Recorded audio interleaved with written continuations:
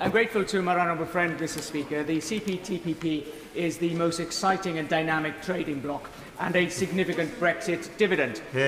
Scotland, like Wales, has some great products to export. My right honourable friend mentioned farming, Welsh lamb, maybe Scotch whisky, has some great opportunities to take advantage of with the CPTPP. Would he encourage the devolved administrations to work with the UK government to ensure that we exploit those benefits and this Brexit opportunity for people in Scotland, Wales and elsewhere? Yes, Mr Speaker, absolutely. My right honourable friend's right. CPTPP is the fastest growing trade zone in the world, and with the UK included, it's worth circa 12 million. And to that end, we're working with the devolved administrations, but we also put in a huge network of support centres across the UK, not least in Queen Elizabeth House in Edinburgh. So the Select Committee beat with shot. Mr Speaker, I'm sure the Secretary of State will be assisted in determining Scotland's place in international arrangements by the Scottish Affairs Committee report promoting Scotland internationally, which is released today. In it, he will find that the working arrangements between personnel in both governments are consensual and productive. Does he not actually therefore feel just slightly embarrassed by that ridiculous diktat from the Foreign Secretary intended to put the Scottish Government back in its place? He told our committee it was necessary because, amongst other insignificant things, Scottish Government ministers had the temerity to say that Brexit is a bad thing for Scotland. Does he not think that nearly all of Scotland thinks Brexit's a bad thing for Scotland? Mr Speaker, I stand by the words I said to his committee. Ian Paisley. Number 3, Mr Speaker. Thank you. Secretary of State. Yes. Mr Speaker, livestock can move from Northern Ireland to Great Britain and then return to Northern Ireland as long as they are hosted at an Animal and Plant Health Agency approved assembly centre and they return within 15 days. Ian Paisley. Thank you, and I thank the Secretary of State for that answer. Does the Secretary of State agree with me that the Windsor Framework has created an unnecessary bureaucracy around the issue of livestock movement from Northern Ireland to GB mainland, and in particular into Scottish markets, and has in fact decimated our pedigree cattle trade? What can the Secretary of State do to help me? Mr Speaker, I know the honourable gentleman is a doughty champion for rural communities in Northern Ireland, and he does raise an important point, and I will endeavour to arrange a meeting for him with DEFRA colleagues as soon as possible. Martin Day. Number 4. Thank you, Mr Speaker. The United Kingdom Government is committed to a sustainable approach to tackling poverty and supporting people on lower incomes. We have made substantial investment to help mitigate the worst of the cost of living impacts, including welfare spending around £276 billion. The best route out of poverty, of course, is through work. Therefore, our focus remains firmly on supporting people to move into and progress into work. Martin Day. Scotland has the lowest rates of child poverty in the UK, with the game-changing Scottish Child Payment helping over 300,000 and lifting 50,000 of them out of poverty. So why does the UK Government continue to refuse to follow such a successful example? Minister. Mr Speaker, the UK Government has ensured that the cost of living challenges have been tackled by working in tandem with the Scottish Government and using reserved and devolved levers to get the best outcomes for everybody across Scotland. The benefit cap levels have been increased by 10.1%, and from the 1st of April, the national living wage has increased by 9.7% to £10.42 an hour for workers aged 23 years and over. So overall, this Government is working to deliver for the most vulnerable in society, and will do so in conjunction with our partners in the Scottish Government. Journalist Gerald Jones. Thank you, Mr Speaker. After 16 years of SNP government and 13 years of the Tories, 1 in 4 children in Scotland live in poverty. There are 40,000 more children in poverty than compared to a decade ago. And this week it was revealed that 3 members of the Scottish Government's own Poverty Commission had resigned. So does the Minister agree that both the Scottish and the UK governments should be working more urgently and more effectively to tackle child poverty?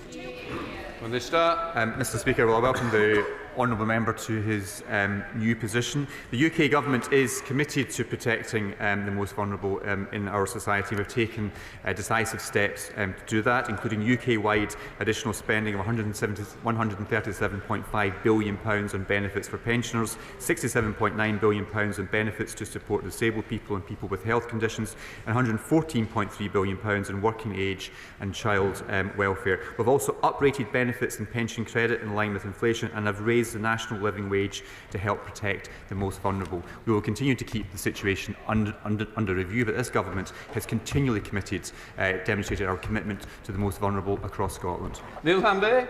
Number 5, Mr Speaker. Minister.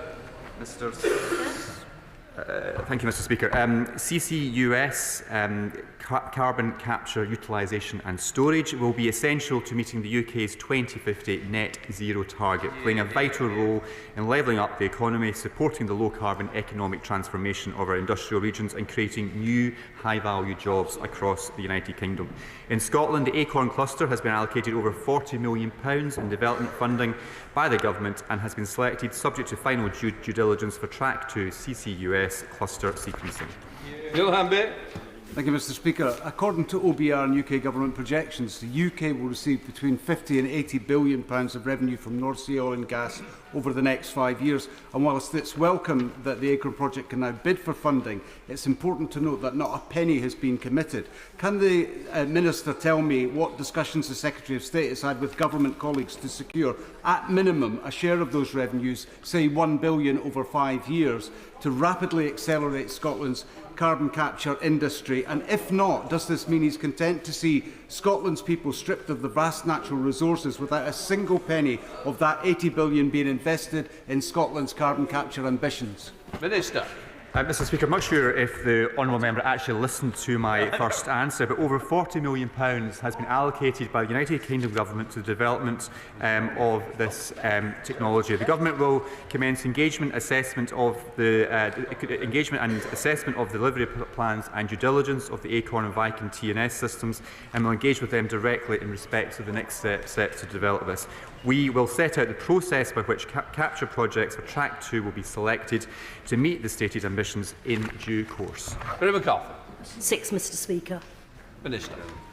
Thank you, Mr Speaker. When it comes to growth, the Honourable Lady will have noted that the economic data shows that we have recovered better from the pandemic than France, Italy and Germany. Supporting economic growth in Scotland remains a core priority of the Scotland Office. This has been exemplified through work in investing in the city and regional growth deals, as well as delivering free ports and investment zones in Scotland. This has brought tens of millions of pounds in investment and has created highly paid jobs. Offshore wind there's huge potential for offshore wind in Scotland, and it's an important part of the transition to a green economy there. What conversations will the Minister be having with the offshore wind sector following the absolutely disastrous contract for differences round last week? Minister. Mr Speaker, I personally engage with all sectors of the energy market, including the offshore wind sector. We are very pleased with the announcements that have been made in terms of the recent announcements last week, and will continue to engage with the sector to see it develop across Scotland and other parts of the United Kingdom. We come to the front bench and the Secretary of State, Ian Murray. Thank you, Mr Speaker. Can I join the Secretary of State and say how gutted we are about the football result last night, but mark my words, we'll be seeking revenge in Germany at the European Championships next year. And can I also take the opportunity just to thank my honourable friend for Bladen, who was in the Shadow Scotland team, who's moved on to do new things after the reshuffle, and welcome my honourable friend, the member for Keir Hardy's old seat in Merthyr Tydfil, so he's very welcome to the Scotland team. Mr Speaker, last week it was revealed that the former Prime Minister and member for South West Norfolk had secured a book deal. Her book is titled 10 Years to Save the West, but it may have been better focusing on the 44 days it took her and her government, with the support of the Scottish Secretary, of course, to crash the economy. So does the Minister accept that Scots will be paying the price for years to come from the Tories' kamikaze handling of the economy? Minister. Mr Speaker, as the honourable member well knows, the economic challenges we face here in the United Kingdom are no different from other economies around the world, and this has been entirely caused by the illegal war in Ukraine and the COVID pandemic. Now, thankfully, due to the decisive action of this Conservative Government and Prime Minister, the evidence suggests that the UK is recovering from this economic shock far better than France, Italy and Germany. Ian Murray. Mr Speaker, Ukraine or COVID didn't crash the economy, this government did. And the truth is, after 13 years, we have a low-wage, low-growth economy. Let me take the example of residents in a random Scottish constituency, Rutherglen and Hamilton West. Every door we knock on, the story is the same, the cost of living. Those voters are paying the price for two bad governments. The government who crashed the economy are asking working people to pay for it, and the Scottish Government, who mismanage the economy, are also asking working people to pay for it. There is a Tory premium on everyone's mortgages and rents, alongside the highest tax burden on working people in 80 years, and the SNP want to increase income taxes further and are proposing eye-watering council tax rates on those residents. So don't the people of Rutherglen and Hamilton West deserve a fresh start with Scottish Labour's Michael Shanks? Mr. Speaker, well, it's not so long ago that Scottish Labour were calling for even higher taxes on the people of Scotland. When he stood for the Labour Party leadership, Anas Sarwar, leader of Scottish Labour, even said, and I quote, "I actually think our tax policies will be even more progressive and radical than even John McDonnell's or Jeremy Corbyn's tax policies in their manifesto." Now, Mr Sarwar, Mr Speaker, has U-turned now, of course, but maybe the member can explain how much Scottish Labour secretly want to put up the taxes in Scotland. Patrick Grady. Number 7.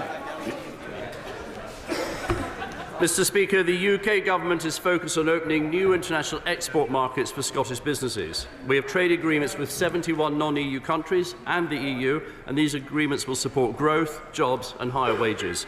And Mr Speaker, the Honourable Gentleman will have noted the recently revised numbers which show that we have recovered better from the pandemic than France, Italy or Germany.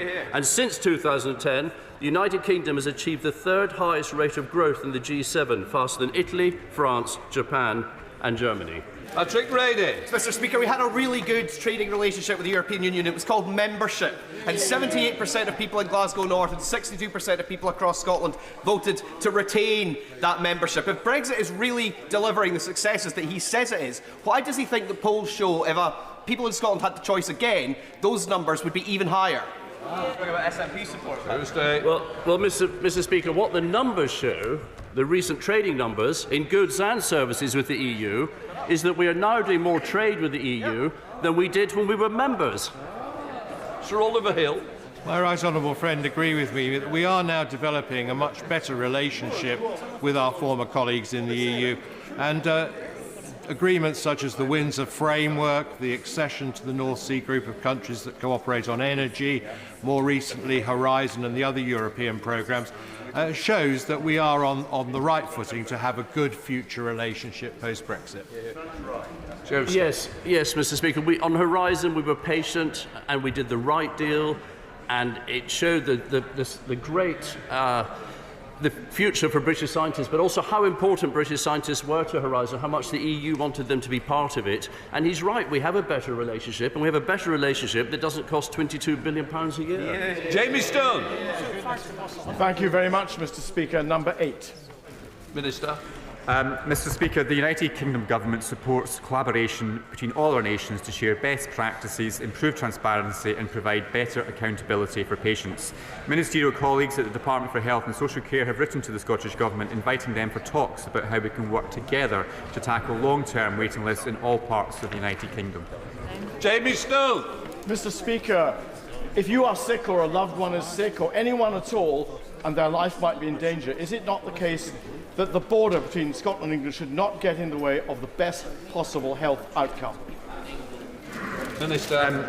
The honourable member makes an extremely important point, something I'm acutely aware of as a Borders MP. Indeed, I have a constituent who lives in Fulden who's been told that they'll need to wait over 3 years to have their cataracts done in Scotland. Meanwhile, their neighbours, who are registered with a GP in England, are being treated by NHS England within 6 months, and they simply don't understand that discrepancy. The SNP government in Edinburgh should be doing much more to drive down NHS waiting lists and engaging with colleagues here at Westminster to ensure that all people across these islands are getting the best possible NHS services. Aye, Mr Speaker. Who's answering? Me. Thank you, Mr Speaker. The United Kingdom Government is providing a record £41 billion per year settlement, the largest since devolution. In fact, the UK Government is providing the Scottish Government with over 20% more funding per person than equivalent UK Government spending in England. With the generous fiscal framework agreement, the Scottish Government has the certainty and flexibility to manage its budget and deliver high-quality public services across Scotland. Mary Glendon. Thank you, Mr Speaker. The recent programme for government launched by the Scottish First Minister only revealed a tired government too distracted by internal squabbling to achieve anything for the people of Scotland. So does the Minister agree that the Scottish people deserve a change of government in Scotland and Westminster, with a Labour government focused on tackling the cost of living and improving living standards for the whole of the UK? Minister. Mr Speaker, the SNP's programme for government was a complete and utter missed opportunity.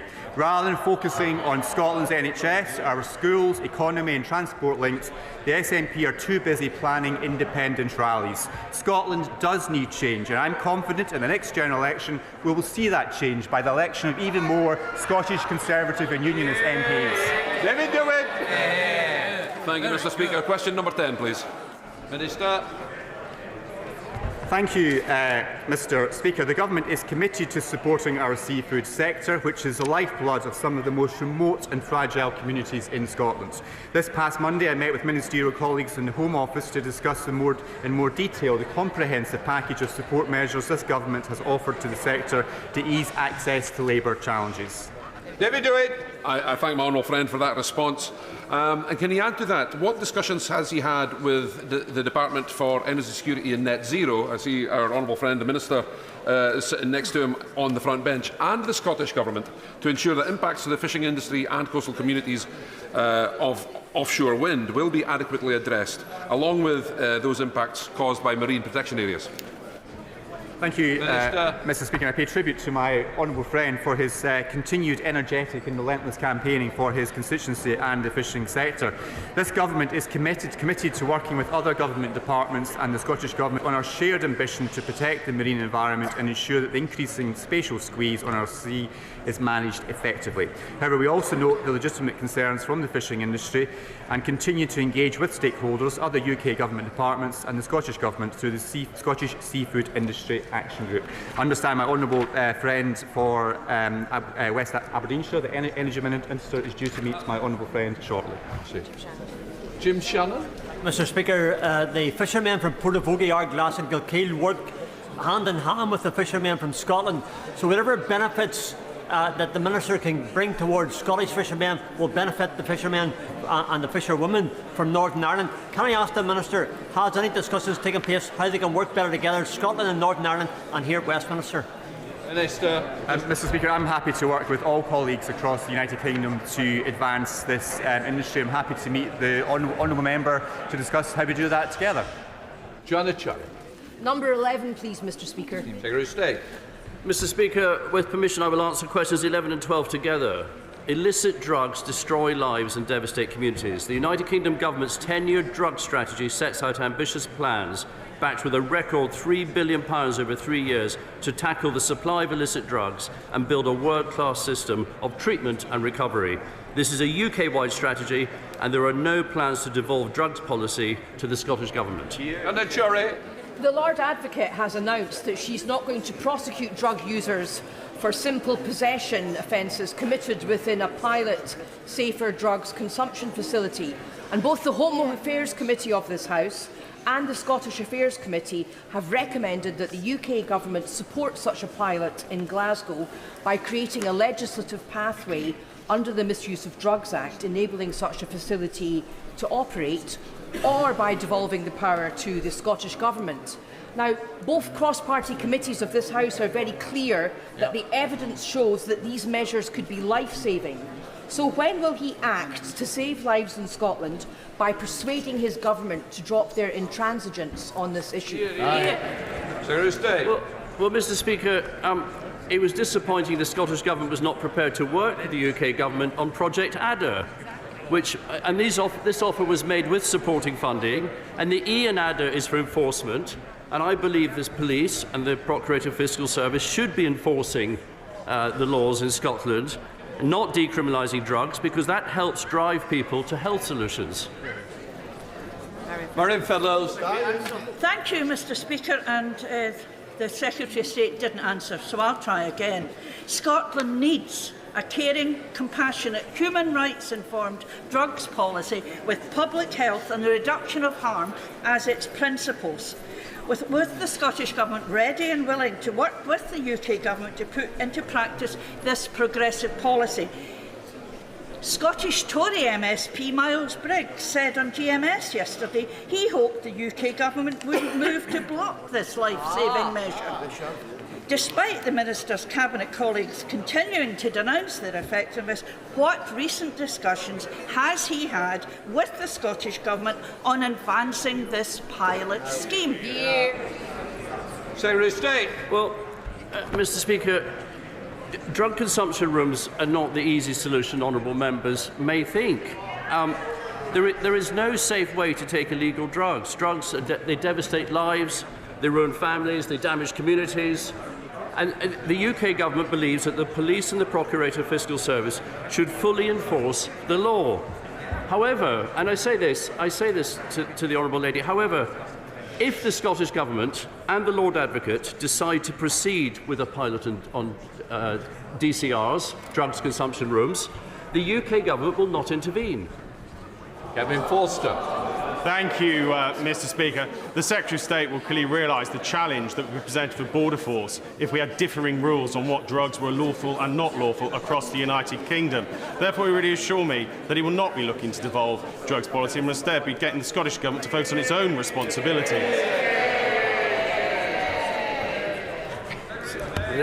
Mr. Speaker, they always seem to cheer me at the same time at this moment in Scottish questions. They're very generous, the Labour Party. My honourable friend makes a very good point. Drugs deaths in Scotland are 3 times higher than the UK average, and that's despite the laws being the same across the UK. I don't believe drug consumption rooms are the panacea to those problems, but we absolutely must have drug laws that work across the whole United Kingdom because it's a UK-wide problem. We now come to SNP spokesperson Thomas Shepherd. Thank you, Mr. Speaker. I think we should be clear. The Lord Advocate's statement on Monday is a game changer. It removes one of the major obstacles to a pilot drug consumption facility which is designed to prevent overdoses. Now, he's been equivocal in his responses so far, so let me give him another chance to get on the right side of history and to actually say that he will support and work with the Scottish Government to see this pilot project through. Secretary of State. Well, Mr. Speaker, I think I've been quite clear. I've been quite clear that the UK Government's policy is not to proceed with drug consumption rooms. We believe drugs, as I said, devastate families and destroy communities. I was very clear about those things. But I'm also very clear that the Lord Advocate and the Scottish Government appear to have achieved a workaround that allows them to have a pilot drug consumption room, probably in Glasgow, and the United Kingdom Government will not intervene in that. So you now have no more excuses. Tommy Shepherd. Can I press the Secretary of State on this point? Because, of course, he has form in terms of intervening in decisions of the Scottish Government. So he says he won't intervene. Can we therefore be clear then that he will say, on behalf of the UK Government, that he will not use any administrative or legislative means to frustrate or block this pilot policy by the Scottish Government?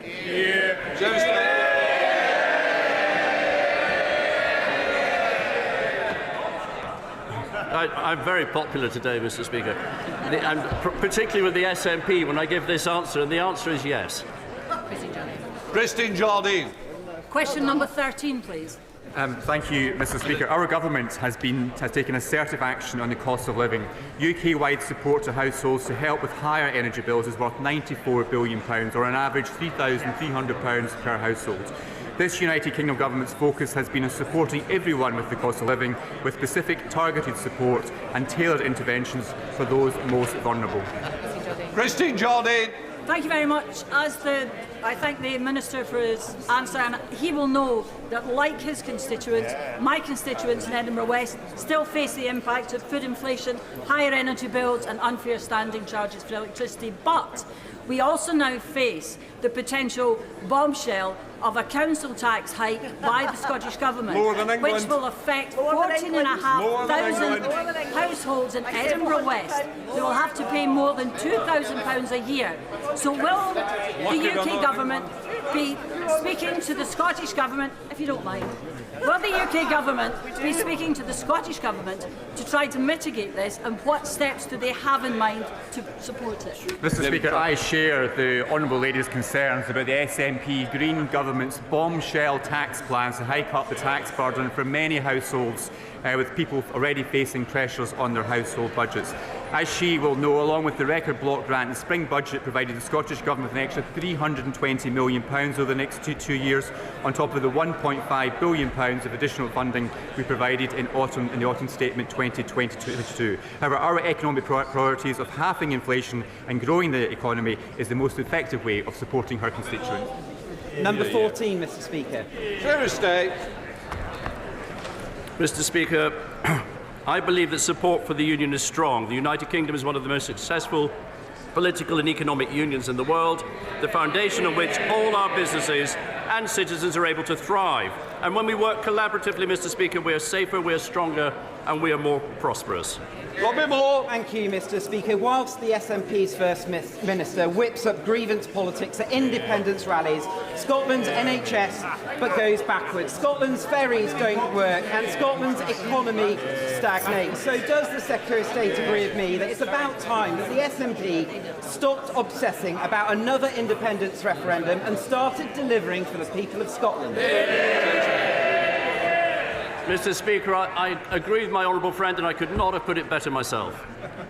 Angus Brendan MacNeill. Thank you very much, Mr. Speaker. Isn't the truth in the Union that while we see independent Norway and independent Ireland in budget surplus, independent Ireland with a surplus this year of €10 billion, rising to €23 billion in the next 3 years, whilst the Scottish Government cannot build small hospitals in small Scottish islands? Isn't the answer for Scotland to remove the handcuffs from Westminster, to get the independence and the budget surpluses of Norway and Ireland to move forward and to move away from the Brexit of the Tory and the Labour Party? Mr. Speaker, it's always independence to solve the problems. They're not building hospitals in the islands because it's the Scottish Government who are squandering the most generous settlement they've had since devolution began. That completes Scottish questions. Before I come to Prime Minister's questions, I wish to welcome a special guest who is observing our proceedings today, the Speaker of the Jordanian House of Representatives. Mr. Speaker, you are most welcome. We now come to Prime Minister's questions. Let us start with Chris Law. Number one, Mr. Speaker. Prime Minister. Mr. Speaker, can I start by paying tribute to the Clerk of the House, Sir John Benger, and thank him for his many years of distinguished service. Mr. Speaker, this morning I had meetings with ministerial colleagues and others. In addition to my duties in this House, I shall have further such meetings later today. Chris Law. Mr. Speaker, the wealth of billionaires has skyrocketed over the past decade, whilst average working households in the UK have the lowest living standards since the 1950s. Whilst hard-working families are struggling to make ends meet, the wealthy are playing by a different set of rules, with reports even that members of the House of Lords are trying to exploit the non-dom status loophole to avoid paying their fair share. So does the Prime Minister agree that whether you're the wife of the most powerful man in the country or the host of The Apprentice, no billionaire should qualify for special tax treatment while my constituents face soaring levels of inequality and poverty? Prime Minister. Well, Mr. Speaker, the facts tell a very different story to what the honourable gentleman said. He mentioned inequality. Inequality today is lower than it was in 2010. He mentioned the number. He mentioned the number of people in poverty, Mr. Speaker. Again, I'm pleased to say there are 1.7 million fewer people in poverty today than 2010, including many in Scotland. But, Mr. Speaker, of course we understand that things are challenging right now with the cost of living, which is why we've put in place record support to help families, particularly with their energy bills, and particular for the most vulnerable in our society, with record amounts of cost of living payments going to millions across the country, including in Scotland, showing the power of the United Kingdom government. Thank you, Mr. Speaker. Thanks to this Conservative government, we have the opportunity to be the first country in the world to end new cases of HIV by 2030. And this is partially down to our world-leading opt-out HIV testing programme rolled out in very high prevalence areas. But to reach this goal and make this progress, we must roll out opt-out testing to other high prevalence areas like in the West Midlands, which includes my constituency of West Bromwich East. So will the Prime Minister commit to meeting with me and the incredible Terence Higgins Trust to hear more about the merits of opt-out testing? meeting. Prime Minister. Well, can I thank my honourable friend for raising this important issue and indeed thank her for her work in this area. We remain absolutely committed to ending new HIV transmissions within England by 2030, and I'm pleased that she highlighted that the provisional data from NHS England indicates that the opt-out testing programme has been highly successful. DHSC is currently evaluating the impact of the programme with a view to deciding whether it should be expanded in additional areas, and I know ministers will keep her and the House updated. We now come to the Leader of the Opposition, Keir Starmer. Thank you, Mr. Speaker. Can I join the Prime Minister in his words about the Clerk of the House? Mr. Speaker, I pay tribute to the police who tracked down the escaped terror suspect from Wandsworth Prison last week. Despite being charged with terrorism and despite being a flight risk, he was not held in a Category A prison. Why not? Minister. Well, Mr. Speaker, I'd like to thank the police and their partners for their efforts to find and arrest Daniel Khalif. There is now an ongoing legal process that must be allowed to take its course. But I'd like to reassure the public that while these cases are extremely rare, the Justice Secretary has launched an internal investigation about how this could happen, as well as an independent investigation of the incident, so that we can learn the lessons from this case and make sure that it never happens again. Keir Starmer. The truth is they're presiding over mayhem in the criminal justice system. Only a few short months ago, Zara Alina's family said ministers had, and this is their words, blood on their hands after probation failures that led to her murder. So it beggars belief that we're back here once again. The Chief Inspector of Prisons said conditions in Wandsworth are so bad it should be shut down. The Chancellor is telling anyone who'll listen that he raised concerns months ago. Probation, school buildings, now prisons. Why does the Prime Minister keep ignoring the warnings until it's too late? Prime Minister. Mr. Speaker, the honourable gentleman with his background should know better that because of the wide variety. Because of the wide variety and considerable difference in severity of people charged under that Act, it is not and has never been the policy that they are all held in Category A prisons, something that I shouldn't need me to point out to him given his experience. But he talked about resourcing. I am happy to tell him that over the last few years, we have delivered an extra 4,000 new prison officers. Staffing levels at Wandsworth in particular are up by 25% in the past 6 years. And because we're boosting prison pay, we're also improving retention and at the same time investing £100 million to improve prison security with new measures like X-ray body scanners. But if he wanted to have a truly honest debate about this, perhaps he'd acknowledge that prison escapes under the Labour government were almost 10 times higher than under the Conservative.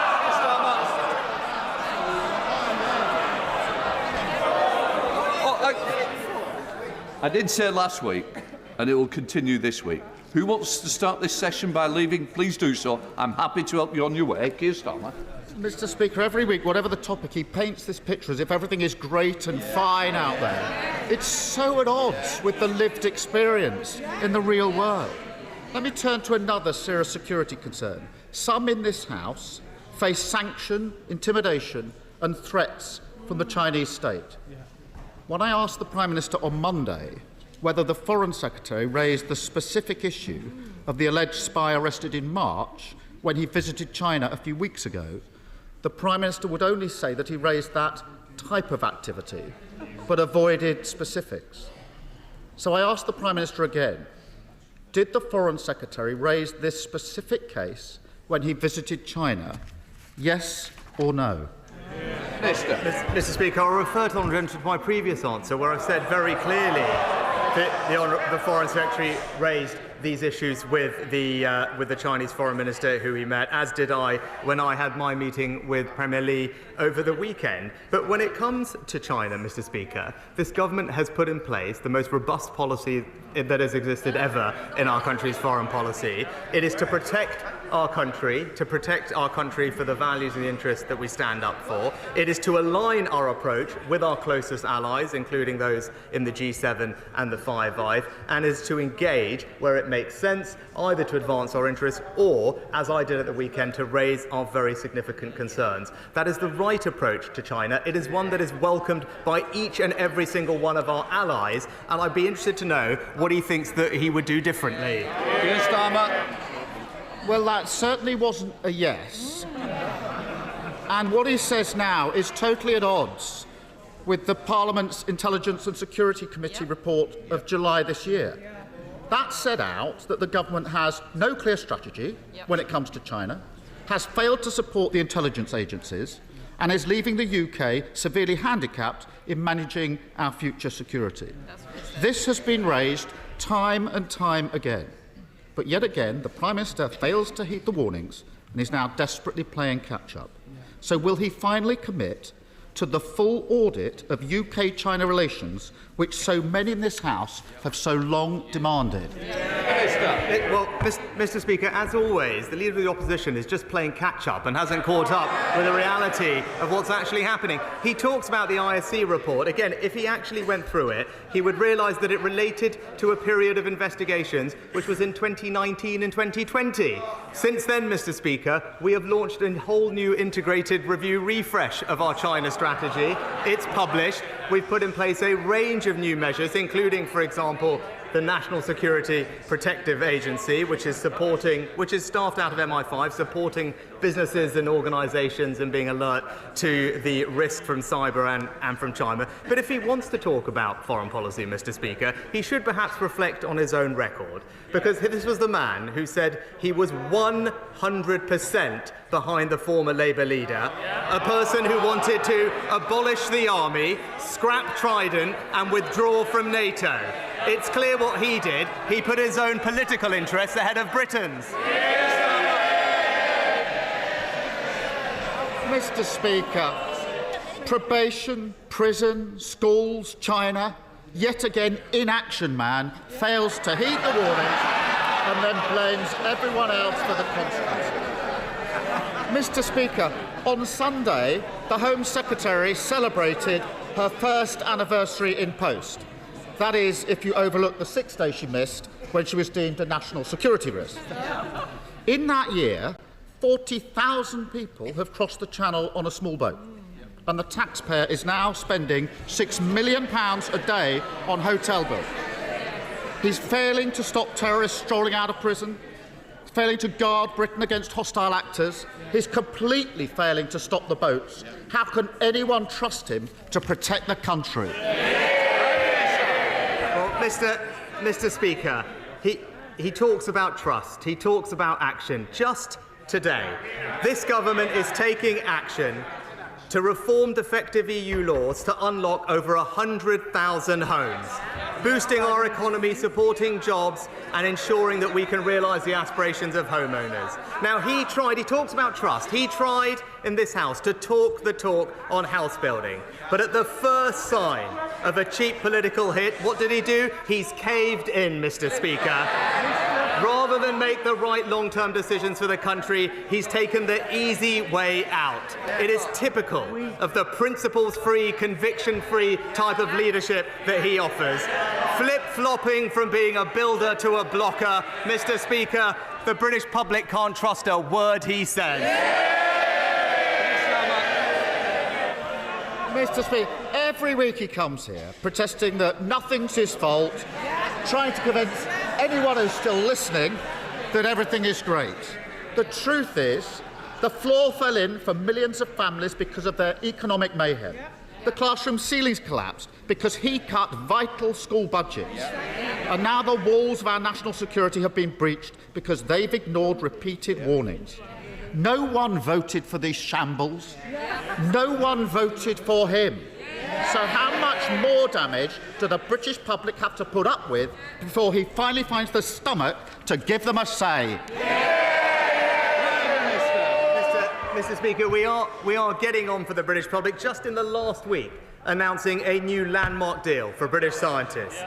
attracting £600 million of new investment for our world-leading auto industry, and wages now rising at the fastest rate on record, Mr. Speaker. And where has he been this week? Locked away with Labour's union paymasters, promising to give them more power and scrap the laws that protect British families and their access to public services. It's clear it's only the Conservatives that are on the side of the hard-working British public. Thank you very much, Mr. Speaker. Last week, with Yorkshire colleagues, I met with our local integrated care board to discuss plans for improving dentistry provision. But when surgeries suddenly closed to NHS patients without notice, as one in Harrogate did very recently, an immediate strain is put on local provision. Will the Prime Minister look at what can be done in these circumstances to ensure that no one is left without access to an NHS dentist? Prime Minister. Well, my honourable friend is absolutely right to raise this, and we will look into this issue. He'll be reassured to know we're investing £3 billion a year into dentistry. There is no geographical restriction on which dental practice a patient may attend, and practices should keep all their records up to date, including whether they are accepting new patients. And typically where a practice ends a contract, NHS England and ICBs should work together to ensure that that funding is reallocated and patients continue to have access to NHS dental care. SNP Leader Stephen Flynn. Mr. Speaker, as someone who spends more money heating their swimming pool than the total value of the UK state pension, I think it's safe to say that the Prime Minister might not be as invested in this topic as some others. But let's afford him the opportunity to clear up any confusion. Will he commit his party, the Conservative Party, to maintaining the state pension triple lock beyond the next general election? Yes or no? Prime Minister. Mr. Speaker, this is the party that introduced the triple lock, Mr. Speaker. This is the party that has delivered a £3,000 increase in the state pension since 2010. It's also the parties that ensure that there are 200,000 fewer pensioners living in poverty today, and this winter ensuring that pensioners get an extra £300 alongside their winter fuel payment to support them through the challenging times with inflation. So, Mr. Speaker, our track record is clear. There is one party in this House that has always stood up for our pensioners, and that is the Conservative Party. Mr. Speaker, I don't think we heard a yes there.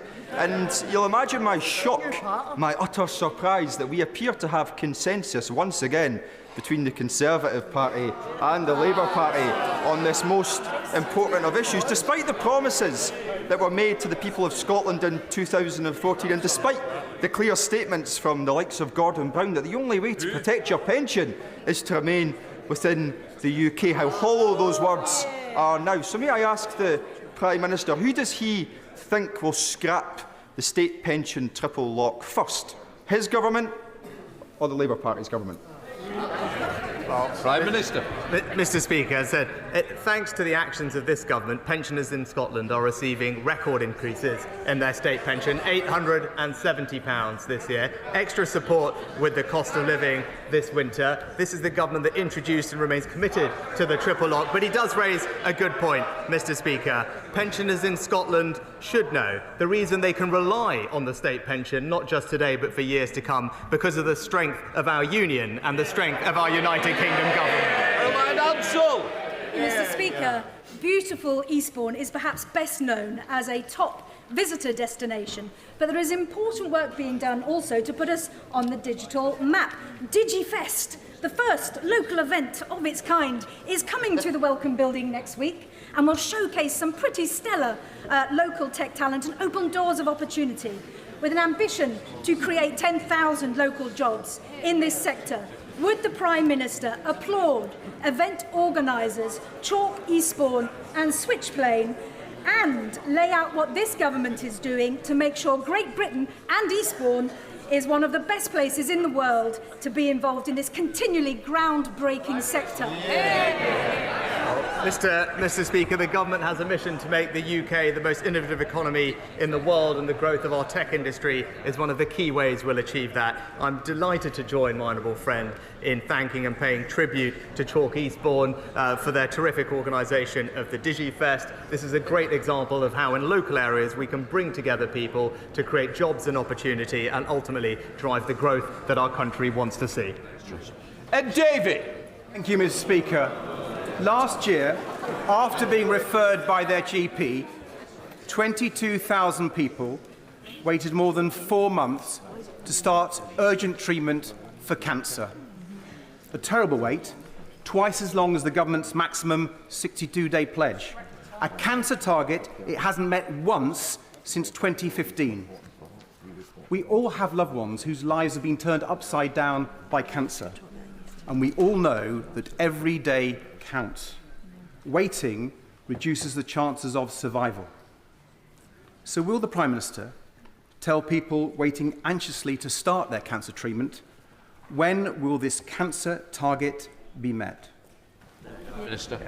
Mr. Speaker, it's absolutely right that we do everything we can to speed up cancer diagnosis. The pandemic has had a significant impact on cancer recovery.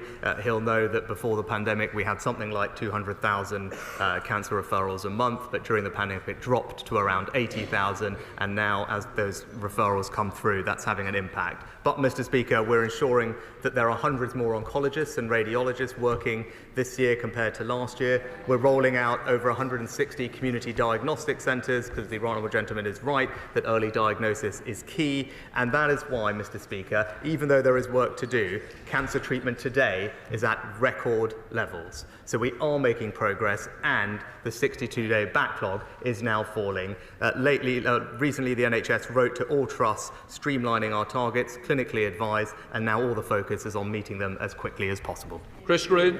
Thank you, Mr. Speaker. In 2017, Bolton Custody Suite was closed by the Police and Crime Commissioner and the then Chief Constable because they had given up on arresting criminals. The new chief is delivering on the people's priorities so that emergency calls are answered promptly, crimes are investigated and arrests are made, which means the newly reopened custody suite is always full. Will my right honourable friend join me in thanking Greater Manchester Police? And does he think that this approach ought to catch on around the country? Prime Minister. Well, Mr. Speaker, I am delighted with the improvements that have been made in Greater Manchester Police, and indeed the Home Secretary just recently met with the Chief there. They have made significant improvements to answering 999 calls, for example, and have seen almost a 50% year-on-year increase in the number of charges recorded by the force. I very much welcome their focus on getting the basics on crime and antisocial behaviour right, and they are a model for police forces across the country. Ashley Dalton. Thank you. Thank you, Mr. Speaker. I thank the Prime Minister for his answer to the Honourable Member for Aberdeen South, but I'm still confused on this matter because just yesterday the Secretary of State for Work and Pensions said that the pensions triple lock is not sustainable. The Chancellor's economic advisers have suggested that it is time to review the policy, but Number 10, when questioned, have said they're committed to it. So, Mr. Speaker, which is it? Mr. Speaker, this government is committed to the triple lock. It was this government that introduced the triple lock. And she might want to have a word with her own deputy leader, who I don't think provided much clarity on the matter. And remember, Mr. Speaker, I think we all remember when it came to pensions, what we can remember is Gordon Brown's 75p a week increase. Thank you, Mr. Speaker. Week in, week out, as I meet businesses in my constituency of Meriden, I hear about how artificial intelligence is transforming the way we work in sectors like life sciences, the automotive sector and financial services. Does my right honourable friend agree that artificial intelligence will transform the way humanity will live in the 21st century? And through his upcoming Global AI Summit, will he ensure that appropriate guardrails are put in place to protect society as we become world leaders in this technology?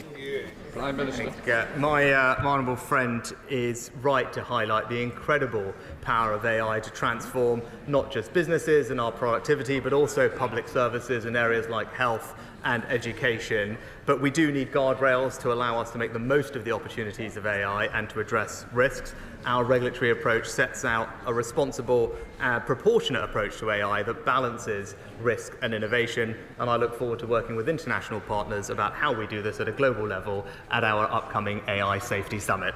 Cooper. Thank you, Mr. Speaker.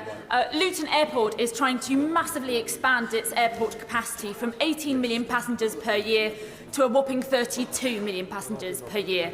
This will blight the lives of thousands of residents across Hertfordshire and Bedfordshire, and especially in North St Albans, who live under the flight path, but it will also fly in the face of the advice from the government's own climate advisers.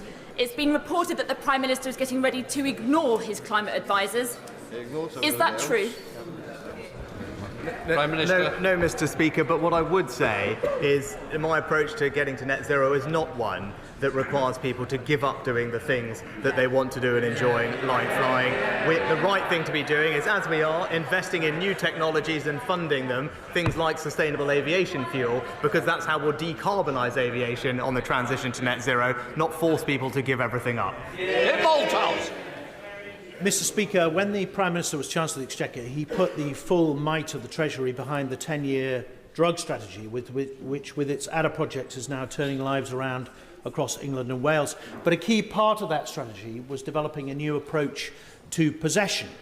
He will know from his own constituency that in towns like Andover, in mine, possession is of a huge concern, particularly to parents of young people who spend some time in the town centre. Now, the Home Office issued a white paper on this over a year ago. The consultation closed in October last year. So can I ask the Prime Minister to commit that in the forthcoming King's Speech we can see some legislation to finally deal with this pernicious problem? Prime Minister. Can I thank my right honourable friend for all of his work and attention on this area. It was good to work with him on Project ADA in particular. He's right to highlight that drugs destroy lives and families, hitting the most vulnerable in our society the hardest. The 10-year drug strategy, which he helped put in place, is ambitious and backed with a record £3 billion funding. As my right honourable friend highlighted, we have consulted on a new drug possession offences framework, and I can assure him that ministers will keep him and this House updated on future plans. Thank you, Mr. Speaker. In the last few hours, I've been contacted by the head teacher of St James's Church of England Primary School in Blackburn. The head teacher is desperately seeking help after a RAC survey conducted on the 7th of September was inconclusive. The urgent intrusive inspection that was supposed to follow has not been arranged by the Department of Education. The potentially affected part of the building has been closed off, with children crammed into a dining room learning on tables.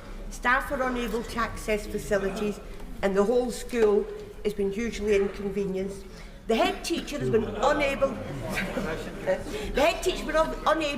reach the Department of Education. Can I implore the Prime Minister to get the Secretary of State to Education to investigate this urgently? Minister. Well, Mr. Speaker, of course, I'm sorry for the disruption at schools as we work hard to identify those affected. But what DfE is doing is fully funding the inspection process, ensuring that we are rapidly now inspecting and surveying all potentially affected schools, paying for that work, but also now with the increase of up to 80 dedicated caseworkers, St James's Primary School, like others, should have a dedicated point of contact to work through those issues. I'll ensure that the Secretary of State and the Department are in touch with the school and the Honourable Member on it for an update. Stephen Hammond. Thank you, Mr. Speaker. Personally, I know the stark impact of dementia and the effect it has on the families of our million citizens who live with it. It was my honour last week to sponsor Alzheimer's research here in the UK to highlight the recent progress on a new diagnostic test and new drugs that could be available as early as next January. I welcome dementia's inclusion in the government's major condition strategy. But would my right honourable friend ask his Secretary of State to convene a dementia medicines task force so that we can take advantage of this progress in research? And would he consider Alzheimer's Research's request for a dementia champion? Prime Minister. Mr. Speaker, can I start by thanking my honourable friend for his work in this important area? regulators are working closely with industry to evaluate new dementia medicines because, of course, we want patients to benefit from rapid access to safe and effective treatments. We're also strongly committed to funding dementia research, including doubling the amount allocated to this to £160 million a year by next year. And last year we launched the Dame Barbara Windsor Dementia Mission, backed up with new funding, which will work with industry to develop biomarkers, data and digital science innovations, and strengthen our trials in dementia. And I look forward to hearing from him more suggestions about. Thank you very much, Mr. Speaker. In the 1990s, under the Conservative government, people were dying because of the length of time they were waiting on NHS waiting lists. In 2023, we've seen an increasing number of people dying while they're on NHS waiting lists before they get treatment. Is the Prime Minister ashamed that people are dying needlessly under his watch? Prime Minister.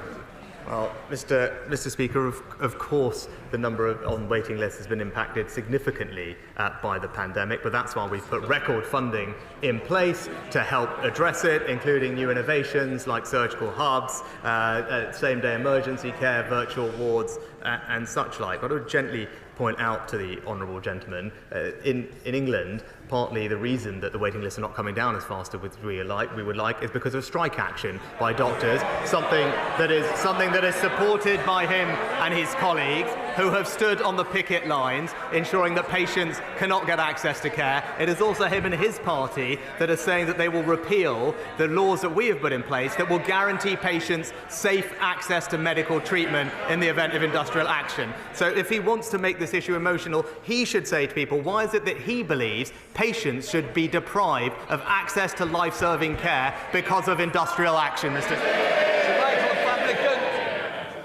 Closed question. Question 11. Prime Minister. Mr. Speaker, we regularly engage with local partners across the West Midlands to gather insight and intelligence on the economy. Earlier this year, we initiated the Trailblazer Devolution Deal, which will help include measures to help businesses thrive. And I see that just the other week, Business Growth West Midlands was launched by the Mayor, backed with £100 million in funding for business support. Michael Fabricant. I thank the Prime Minister for that answer, and I'm glad to hear that the West Midlands growth continues to expand. However, we do have a problem in Lichfield, and that is road closures, and we don't know how long they're going to go on for, footpath closures, we don't know how long they're going to go on for, HS2 who are doing these closures, one hand doesn't know what the other hand is saying. HS2, Mr. Speaker, is the most dysfunctional organisation I've ever had to deal with. Will the Prime Minister, in the short term, try and restructure HS2 so it works like a company should? And in the longer term, can he save other constituencies by stopping HS2 at the end of phase 1? Well, Mr. Speaker, I know that the frustration that this is causing to my honourable friend's constituents. I am told that HS2 Limited is prioritising the completion of works underway to keep disruption to a minimum, including roadworks in Lichfield, but I know the Transport Secretary will continue to hold them to account, and the company will keep local communities informed about future works. Hardy. Mr. Speaker, UK bill payers are facing an extra £1 billion because of the government's failure to agree new offshore wind. With Russia using energy as a weapon, when will the Prime Minister take energy security seriously and protect us from the whims of fossil fuel autocrats? Prime Minister. Mr. Speaker, we do take energy security seriously. Indeed, we created a brand new department to focus on energy security. But it's a bit rich. It's a bit rich coming from the Labour Party, Mr. Speaker, that wants to cut off our access to homegrown British oil and gas, Mr. Speaker, which will increase our reliance on foreign oil and gas, increase our reliance on dictators and exposure to those markets, and as the independent reports have also said, will be bad for the climate, as those imported fossil fuels come with something like 2 or 3 times the emissions. Their policy is not just bad for the environment, Mr. Speaker, it's bad for our energy security and it's bad for British jobs. Thank you, Mr. Speaker. The collapse of a potential rescue deal for Wilco this week brings added urgency to the regeneration of our town centres and driving that forward. Would he agree to meet myself and the leader of Torbay Council to identify ways through government support and planning reform this can be accelerated? Well, Mr. Speaker, investment through both arms of our Towns Fund is part of how we will regenerate and unleash the potential of our town centres. I'm delighted to hear that that investment includes Torbay's £21.9 million town deal and indeed £13.5 million for Paynton via the Future High Streets Fund. But my honourable friend is right about ensuring that our planning system is friendly for small businesses, and that's what we're doing, making it much easier to convert unused shops into cafes, restaurants or indeed new homes, and it's an example of how we're helping our high streets adapt and thrive. Lawrence Session-Lerman. Mr. Speaker, the new Defence Secretary has been quoted as saying that there could be RAC present in military buildings. So can the Prime Minister today guarantee the safety of our military personnel and equipment, or is this yet another ticking time bomb that the government has failed to see coming? Prime Minister. Mr. Speaker, actually across the public sector, departments make sure that they follow the technical guidance with regard to RAC, identify and mitigate as required. And as you've seen with example in the NHS, we have moved hospitals affected into the new hospital programme. But also, more generally, this is the government that has invested record sums in defence, £24 billion at the last spending review, the single biggest uplift in defence spending since the end of the Cold War. Philip Davis. Thank you, Mr. Speaker. It's vitally important that we retain, recruit and protect our prison officers.